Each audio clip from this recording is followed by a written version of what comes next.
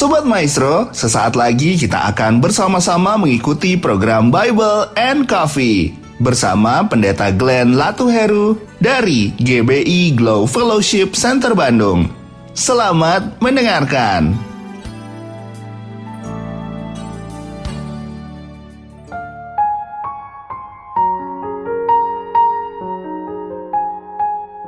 Haleluya, shalom saudara yang dikasih dalam Tuhan. Sukacita bagi saya kembali dapat menyapa setiap umat Tuhan dimanapun Bapak Ibu Saudara berada melalui program Bible and Coffee ini.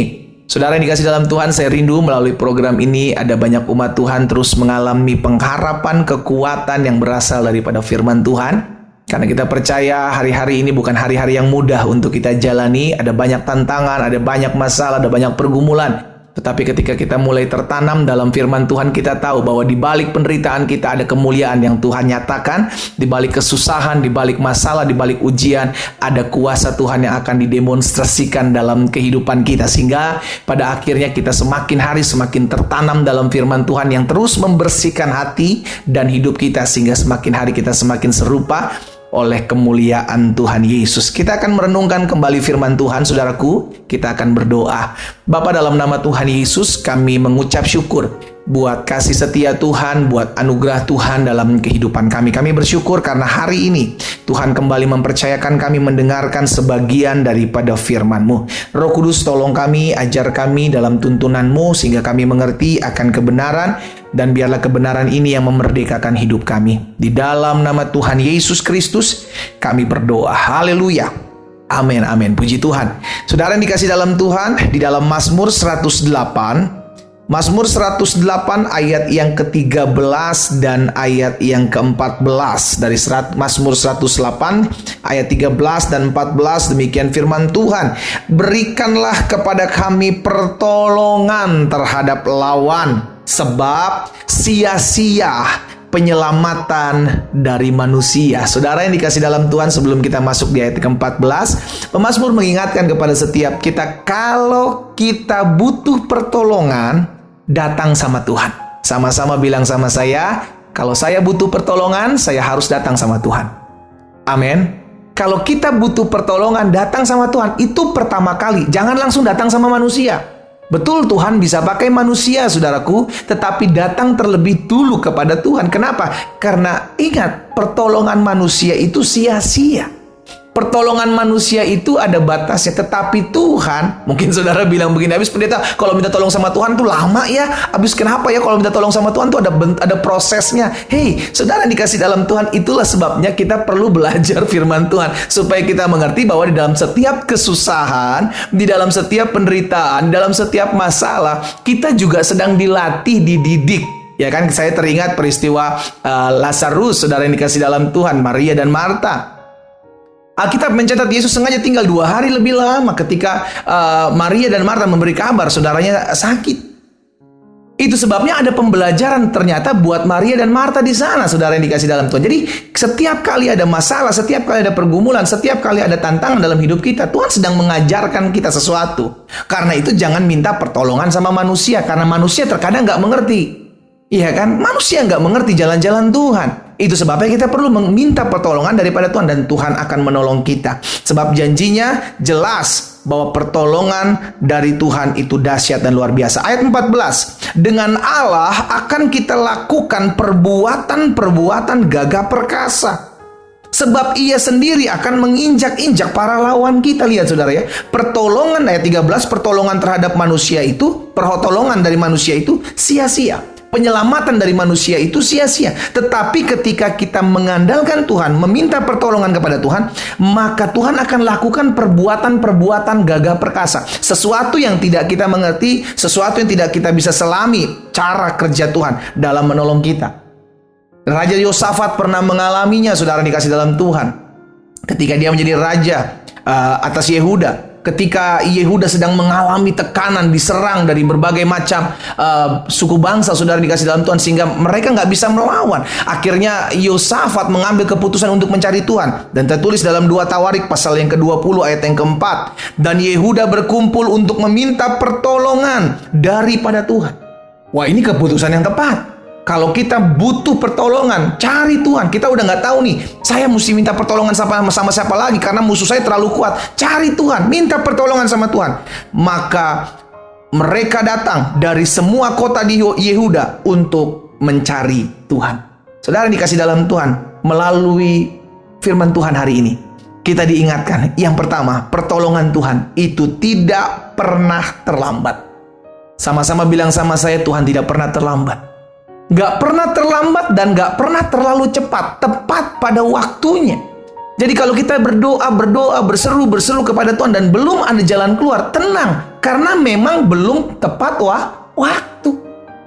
Tuhan tidak akan pernah mempermalukan orang-orang yang berharap kepadanya. Jelas Alkitab katakan, saudaraku, orang-orang yang berharap kepada Tuhan tidak akan pernah dipermalukan. Orang-orang yang berseru kepada Tuhan tidak akan pernah dikecewakan. Karena itu datangnya pertolongan kita dari Tuhan itu tepat pada waktunya.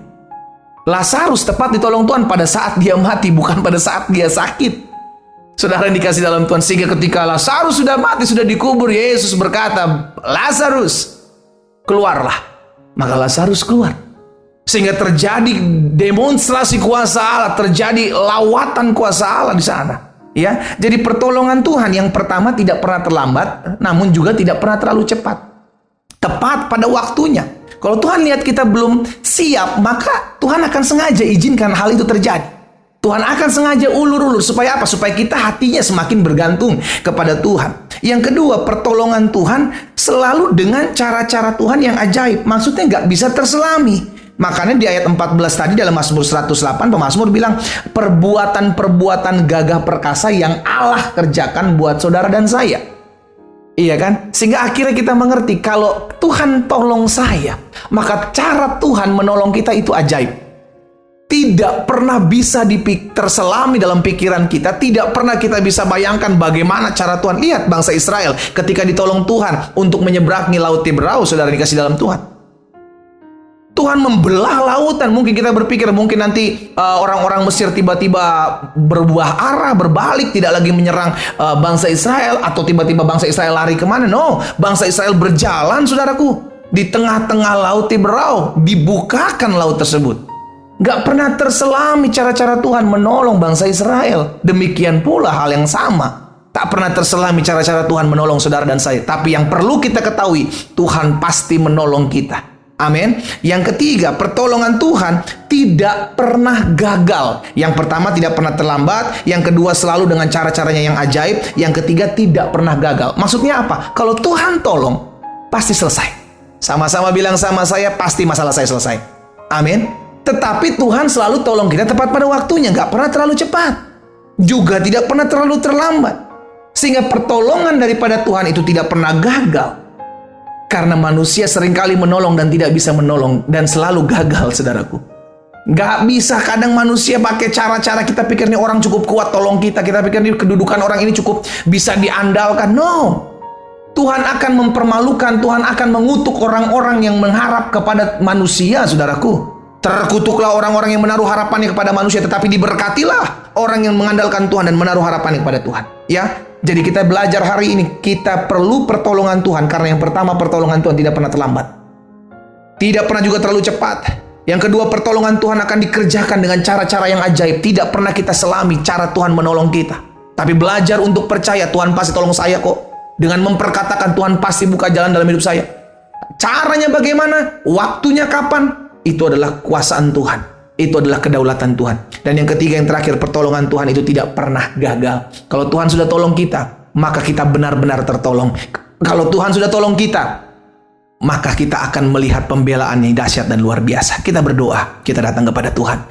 Bapa, dalam nama Tuhan Yesus, terima kasih buat benih firman-Mu hari ini. Kami mengucap syukur karena firman-Mu selalu memperbaharui hati kami, sehingga kami mengerti akan kebenaran yang memerdekakan kami. Ampuni kami kalau selama ini pengharapan kami, pertolongan kami taruhkan dalam tangan manusia. Tapi hari ini kami ditegur, kami diingatkan bahwa pertolongan kami datangnya dari Tuhan. Betul, Tuhan dapat memakai manusia, tetapi terlebih dahulu kami harus berseru kepada Tuhan. Terlebih dahulu kami harus mencari Tuhan. Karena kami percaya Tuhan dapat pakai apapun, siapapun dengan cara-Mu yang ajaib. Dan pertolongan-Mu tidak pernah terlambat dan tidak pernah gagal. Hamba berdoa buat setiap anak-anak Tuhan dimanapun mereka berada. Biar kasih karunia Tuhan, anugerah Tuhan ada atas kami. Kami dikuatkan, kami diteguhkan dalam kami mengiring Tuhan. Kalau hari-hari ini kami sedang mengalami kesusahan, campur tangan Tuhan nyata bagi kami.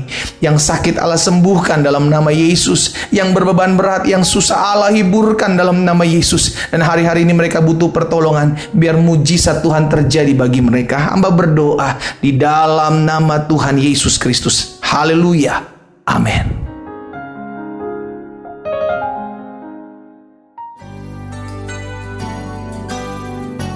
Sobat Maestro, Anda baru saja mendengarkan program Bible and Coffee bersama Pendeta Glenn Latuheru dari GBI Glow Fellowship Center Bandung. Terima kasih atas perhatian Anda. Tuhan Yesus memberkati.